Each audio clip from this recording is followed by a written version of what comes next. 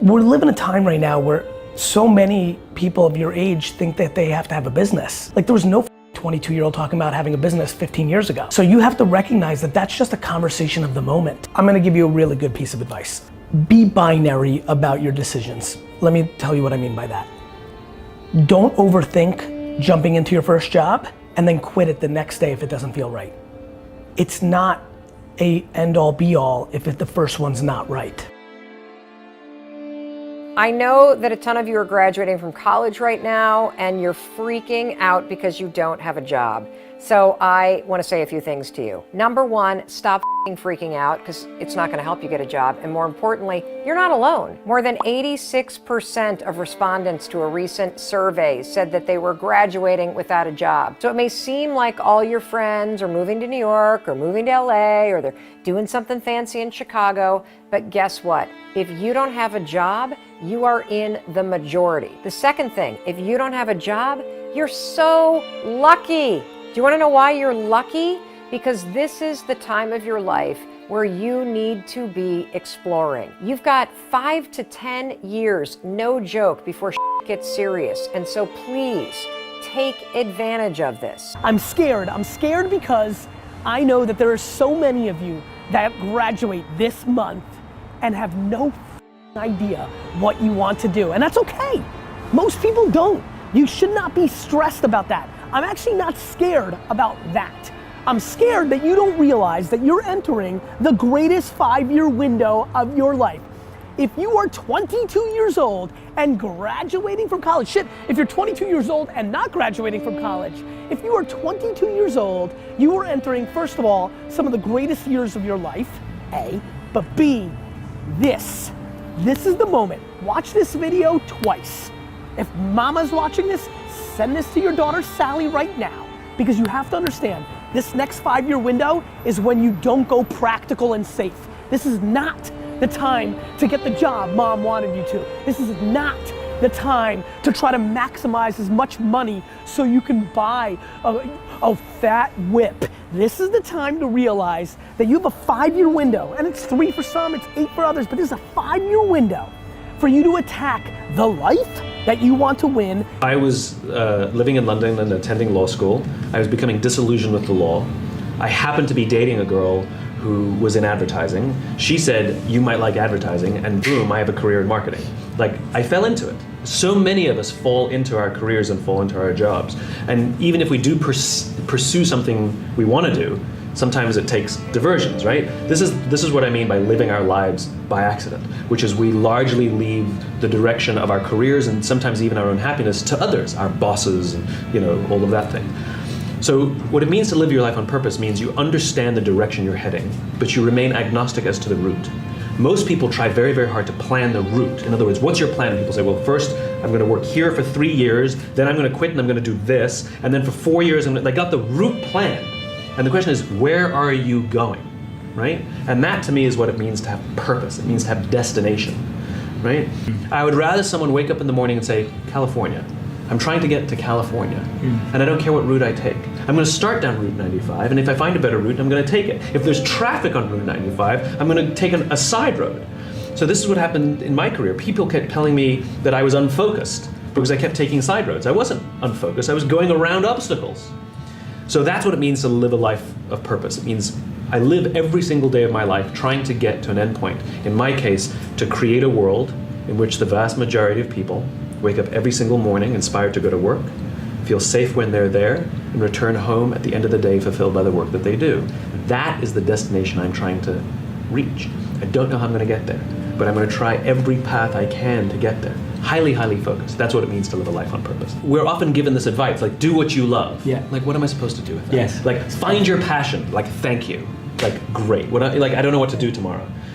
For me, passion is the result of something, right? So if you work hard for something you don't believe in, that's called stress. And if you work hard for something you do believe in, that's called passion.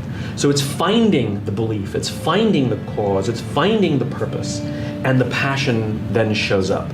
You should be exploring all the things that interest you. If you're curious about the movie industry, go get an internship. If you're curious about advertising, go get an internship.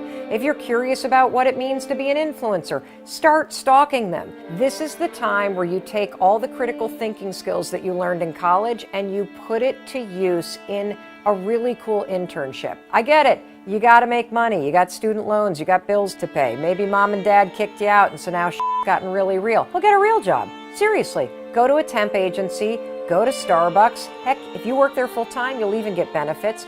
Make the money that you need to make to just get by. But understand that the next 5 to 10 years, it is so critical for your mental, your spiritual, and your passion health. That sounds super stupid, but I gotta tell you, I'm almost 50 years old. Do you know how many miserable people are 50 years old and they made a critical mistake that I don't want you to make? They panicked during college and they picked a career track. And then they stayed in that career track, and now when they look up and they got kids going to college and they got a mortgage to pay, guess what? They're stuck. I don't want that to happen to you. This is the best and easiest 5 years of your life, because this is when you need to attack what you love and what you want to do. Here's why. You don't have all the baggage. You may have college loans. Respect, it's hard as shit. You may have the expectations of your parents. Mentally hard, fake hard. You may have a lot of other things, but this is exactly when you can live with 4 roommates in a basement and eat fast food. Do you understand? This is not when the baby's there. Some of you have babies. This is not when you've been married and you promised. This is not when the world has sucked out all your dreams and hopes yet. You still got this window.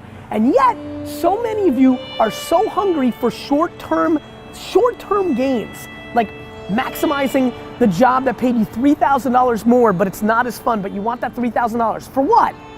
For what? For a new iPhone? For what? You get to live life one time. And this is the time right now to understand what's actually happening and actually map your behavior to something that will impact you for the next 80 years. When you weigh a job offer, my message to you is, even later in life, when you're considering a career change, leave salary out of the equation. Make decisions based on the quality of the opportunity and where you will have the most fun and the most room for growth. What's important for your career is not your starting salary.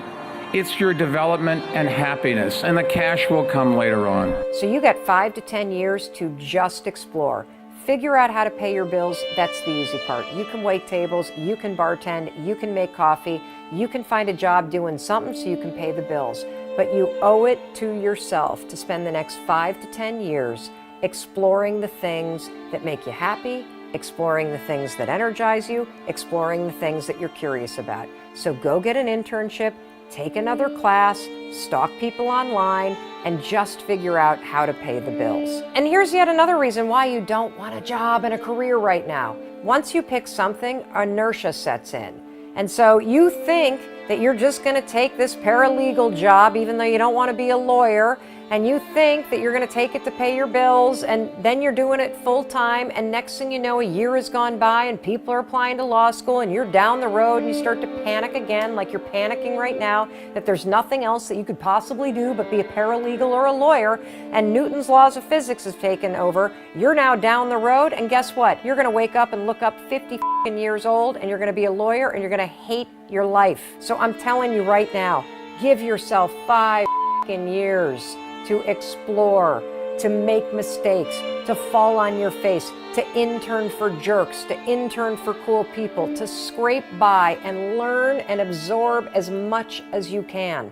This is the time where you can afford to do it, and it's the time when you shouldn't. And at the end of the day, the single most important thing that's going to happen in the next 5 to 10 years are the people that you meet. So along the way, make sure that you take great care of people. So again, you are so lucky you don't have a job, because now you've got the opportunity to explore whatever the hell you want. So go do it.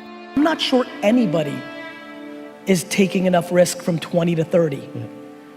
It is the most interesting thing that I've been thinking about, which is it is never more practical to be disproportionately risky than from 22 to 30, yet everybody goes the other way because now they're the real world and it's time to prove something to their parents, to themselves, to everybody else, and everybody goes conservative. It is a huge mistake. we need to flip it upside down. Everybody should go ham from 22 to 30 and do a ton of ridiculous shit and figure themselves out. You should go and be rogue and get to know yourself and taste shit from 22 to 30, but you have to live by the ramifications of doing that. And the cost of entry of that is living with 4 people in a studio apartment, eating dog shit food and not having fancy shit. When you go and do that, but you're being subsidized by your parents, then you're living in a fake environment and you're super f***ed. Promise me that you understand that the land grab of happiness starts right now. That you don't have to worry about getting that job. What you should do is go and travel and learn. Go and start that business that you've always wanted. Hook up with those 3 teammates and start that band you've always wanted. This is the time to be massively risk oriented. I know that this is when you're supposed to grow up and go see the world. But guess what? The world isn't what mommy and daddy told you. The world is exactly going to be what it's going to be, with or without the way you thought it was gonna be. A ton of shit is gonna change. The world changes every goddamn day. Right now, what you need to recognize is you can afford to. And not all of you, I'm sure somebody will leave a comment and say, I've got a loan. I get it, respect. But that loan is gonna be there whether you go and try to build something for yourself or not, one way or the other. And by the way, you can work at night. This is when you put in the 18 hours a day to make your life that you want happen. When you are in your early 20s, this is when you can grind at your highest levels, because there isn't all the baggage that comes across from life. It's harder for the 42-year-olds that are watching right now to listen to this advice. You can't just wake up tomorrow and be like, let's go. Because little Sally has soccer practice, and because you've got a million other things that are holding you down. But boy, if you're lucky enough to be graduating today with not a idea of what you're gonna do with your future, nobody's ever been luckier than you. Please recognize it.